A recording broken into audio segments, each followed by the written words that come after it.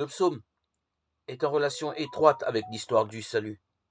Depuis le premier Adam, dans la venue de Jésus, second Adam jusqu'à son retour à la fin des temps. Parce que la parole est inspirée par le pneuma de Dieu, le souffle de Dieu.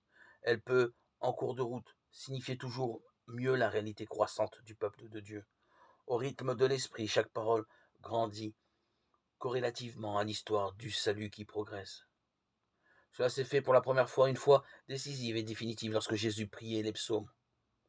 Le même processus se prolonge chaque jour dans le croyant qui accueille en lui la parole et la chante à nouveau par le moyen du psaume.